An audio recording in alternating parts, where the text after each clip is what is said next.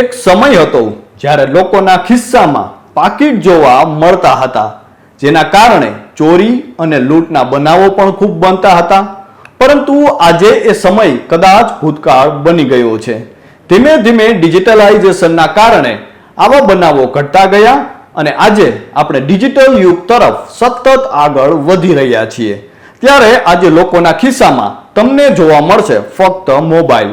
આજે પૈસાની લેવડ દેવડ ગૂગલ પે, ફોન પે જેવી યુપીઆઈ સેવાઓના માધ્યમથી થાય છે.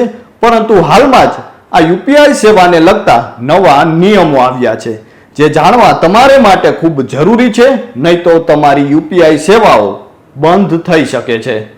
નમસ્કાર મિત્રો, હું છું કૃપાલસિંહ જાડેજા અને હાલમાં જ લાગુ થતા આ નિયમો શું છે અને કોના માટે છે તેના વિશે વિગતે વાત કરીએ. વાત ગુજરાતી પર. આજના 21મી સદીના ટેકનોલોજીના યુગમાં માનવી વિજ્ઞાનની શિખા પર બિરાજમાન છે. ટેકનોલોજીના કારણે આજે આપણે ડિજિટલ દુનિયામાં જીવી રહ્યા છીએ.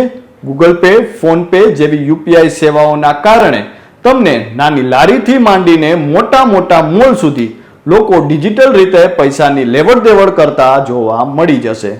જો તમે પણ ઓનલાઈન પેમેન્ટ એપ્સનો ઉપયોગ કરો છો તો આ માહિતી તમારા માટે છે.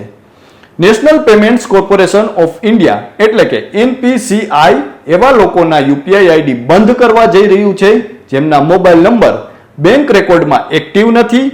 એક અહેવાલ મુજબ એનપીસીઆઈએ સ્પષ્ટતા કરી છે કે જે વપરાશકર્તાઓના મોબાઈલ નંબર લાંબા સમયથી એક્ટિવ નથી તેમની યુપીઆઈ સેવા 1 એપ્રિલથી બંધ કરવામાં આવશે. આનો અર્થ એ છે કે આવા વપરાશકર્તાઓ Google pay, phone pay, Paytm જેવી ઓનલાઈન પેમેન્ટ એપ્સનો ઉપયોગ કરી શકશે નહીં. આવી સ્થિતિમાં જો તમે કોઈ પણ વિક્ષેપ વિના યુપીઆઈ ચૂકવણી ચાલુ રાખવા માંગતા હો તો શક્ય તેટલી વહેલી તકે તપાસ કરો કે તમારો મોબાઈલ નંબર બેંક રેકોર્ડમાં અપડેટ થયેલ છે કે નહીં. રિપોર્ટ્સ અનુસાર જો વપરાશકર્તાઓનો મોબાઈલ નંબર લાંબા સમયથી એક્ટિવ નથી તેમની યુપીઆઈ સેવા બંધ કરવામાં આવશે. આ ઉપરાંત જો તમે તમારો મોબાઈલ નંબર બદલ્યો છે અને બેંકમાં નવો નંબર અપડેટ કર્યો નથી તો પણ તમારી યુપીઆઈ સેવાઓ બંધ થઈ શકે છે. ઉપરાંત જો તમે જૂનો નંબર બંધ કરી દીધો હોય પરંતુ બેંકને તેના વિશે જાણ ન કરી હોય તો યુપીઆઈ સેવા બંધ થઈ જશે. આવી સ્થિતિમાં જો તમે યુપીઆઈ સેવાને સક્રિય રાખવા માંગતા હો તો બેંકમાં તમારો મોબાઈલ નંબર અપડેટ કરો.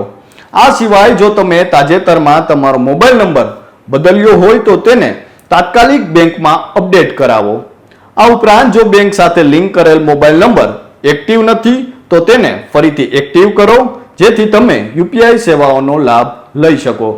હવે તમને સવાલ થતો હશે કે એવું તે શું કારણ છે કે એનપીસીઆઈએ કદમ ઉઠાવ્યું છે? તો આપને જણાવી દઈએ કે એનપીસીઆઈના જણાવ્યા અનુસાર નિષ્ક્રિય મોબાઈલ નંબરો સાથે જોડાયેલા યુપીઆઈ આઈડીથી છેતરપિંડી અને સાયબર ગુનાનું જોખમ રહેલું છે. ઘણીવાર જ્યારે લોકો નવો નંબર મેળવે છે ત્યારે તેઓ જૂનો નંબર બંધ કરી દે છે પરંતુ તેને બેંકમાં અપડેટ કરાવતા નથી.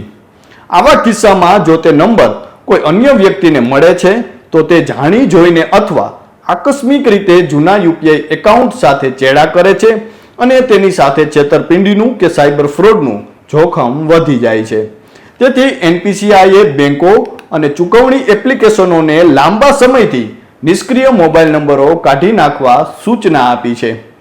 આ છેતરપિંડી અને સાયબર ગુનાઓને અટકાવશે અને યુપીઆઈ ઇકોસિસ્ટમને વધુ સુરક્ષિત બનાવશે.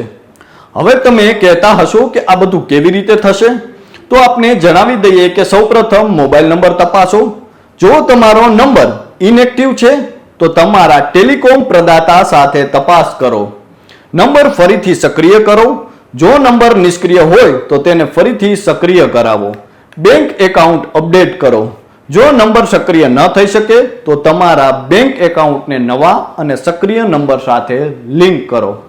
મહત્વનું છે કે એનપીસીઆઈએ બેંકો અને યુપીઆઈ પ્લેટફોર્મને દર અઠવાડિયે નિષ્ક્રિય નંબરોની યાદી અપડેટ કરવાનો નિર્દેશ આપ્યો છે. આનાથી ખાતરી થશે કે નવા નિયમોનું પાલન થાય છે અને છેતરપિંડીની ઘટનાઓ પર રોક લગાવવામાં આવે છે. હવે તમે વિચારતા હશો કે આવું કરવાથી શું થશે? તો આપને જણાવી દઈએ કે વપરાશકર્તાઓ પાસેથી તેમના યુપીઆઈ આઈડી સાથે તેમના મોબાઈલ નંબરને લિંક કરવા અથવા અપડેટ કરવા માટે સ્પષ્ટ સંમતિ માંગવામાં આવશે. આ પગલું યુઝર સુરક્ષાને વધુ મજબૂત બનાવશે.